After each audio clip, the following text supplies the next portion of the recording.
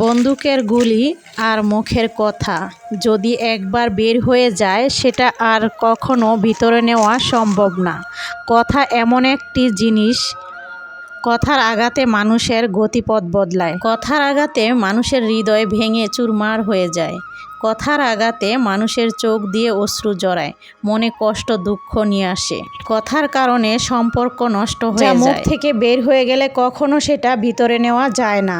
তাই তো কথা বলার সময় বুঝে শুনে মেপে কথা বলা উচিত।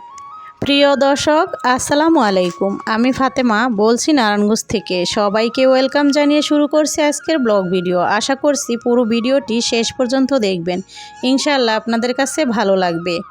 এই তো সকালে নাস্তা খাওয়া দাওয়া করে এরপর ঘরদুয়ার গুছগাছ করা হচ্ছে। এরপর আমি রান্নাবান্না করবো। আর শেফালি তো ঘর মুছতেছে, আর আমার মেয়ে তো ঘরটা আর কি গুছিয়ে ড্রেসিং টেবিল, তারপর ওয়ার্ড্রোব সব কিছু সুন্দর মতো ক্লিন করে নিয়েছে। আমাদের দেশের যে পরিস্থিতি সেটার কথা ভাবলে গা শিউরে ওঠে, কারণ চারদিকে মারামারি, খুনাখুনি, রক্তারক্তি, এসব আর ভালো লাগে না। আল্লাহ পাক যেন সবাইকে ঠান্ডা করে দেয়। আল্লাহ আমাদের দেশটাকে আবার আগের জায়গায় ফিরিয়ে আনুন। এসব গোলাগুলি, হানাহানি, রক্তারক্তি আপনার রহমতে বন্ধ করে দিন।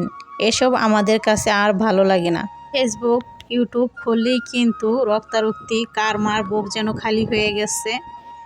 এসব দেখতে কার ভালো লাগে? যার যায় সেই বোঝে। তো এই তো আমি একটু সেলাইও করতেছি আর রান্নাবান্নার আয়োজনও করতেছিলাম। আসলে কাজ কাম সব কিছুই যেন কেমন জানি করতে ইচ্ছে করে না। একটা মনের ভিতরে দুঃখ, শোক যেন জমে আসছে। এই তো এখানে বাবু একটু ড্রয়িং করতেছে, তো ওকে একটু ভিডিও করলাম। শেফালি তো ফার্নিচারগুলোও মুছতেছে। ও যে বললাম যেটা, এখানে কিন্তু 2 দিনের ভিডিও একসাথে অ্যাড করে দিচ্ছি, কারণ আমার আগের চ্যানেলটা যে ডিলিট হয়ে গেছে, তো সেখানের কিছু ভিডিও ফুটেজ আর আজকের কিছু ভিডিও ফুটেজ একসাথে করে তারপর আপলোড দিতেছিলাম। প্রথম দিকের যে ভিডিওটা ছিল সেটা ছিল আগের ভিডিও, আর এই তো এখন যেটা দেখতেছেন সেটা আজকের ভিডিও। তো আগের যে করা ভিডিওগুলো আসলে আমরা অনেক কষ্ট করে ভিডিও বানাই, সেই ভিডিও যদি কোনো কারণে ডিলিট হয়ে যায় বা আমার চ্যানেলটাই তো ডিলিট হয়ে গেল, তো সেখানে অনেক স্মৃতি জড়ানো ছিল, সেগুলো তো আর ফেরত আনতে পারবো না। যারা আমরা ভিডিও বানাই, ভিডিওর প্রতি একটি মায়া থাকে, অনেক কিছু জড়ানো থাকে। তো সেই সব ভিডিও যদি আমার কাছে থাকতো তাহলে আমি আপলোড করে দিতাম, কারণ অনেক ভালো ভালো ভিডিও সেগুলো তো সেই চ্যানেলে আপলোড দেওয়া ছিল, তো সেগুলো আর কিভাবে পাবো। তো এই যে এখানে আমি বুটের ডাল দিয়ে মুরগের পা, ঘিলা, কলজা এসব রান্না করতেছি। আরেকটি আলু দিয়ে, করলা দিয়ে ভালো করে কষিয়ে একটা তরকারি রান্না করব। এইভাবে কোনো মাছ মাংস ছাড়াই কিন্তু শুধু আলু আর করলা দিয়ে ঝাল ঝোল একটি তরকারি রান্না করে খেয়ে দেখবেন, মাছ মাংসকেও হার মানাবে। আর এই যে এখানে মোরগের ঘিলা, কলিজা, পা এসব ভালো মতো কষিয়ে নিয়ে তারপর আমি বুটের ডালটা দিয়ে দিচ্ছি। বুটের ডালটাকে আমি ভিজিয়ে রেখে দিয়েছিলাম, আরও বেশি ভিজিয়ে রাখলে হয়তো বা আরও ভালো হতো।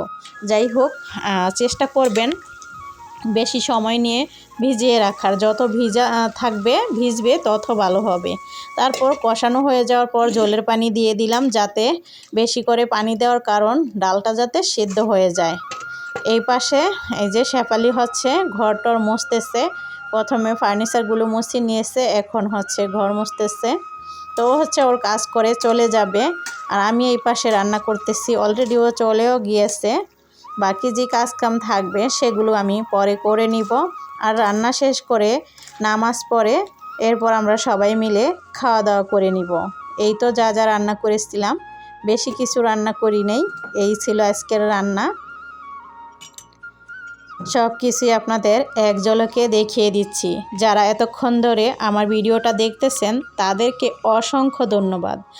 একটি লাইক দিতে বলে গেছেন, প্লিজ একটি লাইক দিয়ে দিবেন। যারা এখনও আমার চ্যানেলটিকে সাবস্ক্রাইব করেন নাই, প্লিজ আমার চ্যানেলটিকে আপনারা সাবস্ক্রাইব করে দিবেন। যারা অলরেডি করে দিয়েছেন তাদেরকে অসংখ্য ধন্যবাদ। সাবস্ক্রাইব করে দিবেন, আমার চ্যানেলটি কিন্তু একদমই নতুন, একটু মায়া করে সাবস্ক্রাইব করে দিন প্লিজ। দুপুরে খাওয়া দাওয়া শেষ করে তারপর হচ্ছে এই যে বুট ভাজি করার জন্য বুট সিদ্ধ দিয়ে দিয়েছি। বুট সিদ্ধ হয়ে গেলে এরপর ভুট্টাকে ভাজি করে নিতে হবে। বুটটা সেদ্ধ হয়ে গেছে, এই পাশে পেঁয়াজ কুচি তেলে ভেজে নেওয়া হলো। তারপর পেঁয়াজটা হয়ে যাওয়ার পর মরিচ, এরপর আদা রসুন বাটা, গরম মশলা, তেজপাতা, হলুদের গুঁড়া, মরিচ দিব না অবশ্য, অল্প করে দিব একটু কালারের জন্য। মরিচটা কিন্তু আমি কাঁচা দিয়েছি বেশি। তারপর হচ্ছে একটু পানি দিয়ে কষিয়ে নিচ্ছি। শুকনো মরিচের গুঁড়াটা না দিলেও সমস্যা হবে না যদি কাঁচা মরিচ দেন। এভাবে ভাজি করে খেয়ে দেখবেন, একবার ভুট ভাজি খেলে বারবার খেতে ইচ্ছে করবে। আমার ভুট ভাজির ধরনটা একটু ভিন্ন টাইপের। অনেকেই কিন্তু আমার মতো এরকম ঝোলের পানিটা দেয় না, কিন্তু আমি এইভাবে করে আলুটা যাতে সুন্দর মতো সেদ্ধ হয় এই কারণে দিই। অনেকে কিন্তু আলুটা দেয়, সিদ্ধ করা আলুটা মথে বা গালিয়ে দিয়ে দেয়, কিন্তু এইভাবে রান্না করে দেখবেন আলুটা অনেক সুন্দর হয় আর ভুট ভাজিটাও খেতে অনেক ভালো লাগে। লবণ আমি এখানে দিয়ে দিলাম, তারপর পানি দিয়ে দিলাম, ঝোলের পানি দিয়ে এখন চুলার আঁচটা বাড়িয়ে রান্না করতে থাকবো। এই যে দেখুন এরকম হয়েছে। কিছুক্ষণ পর পানিটা আরও শুকিয়ে যাবে।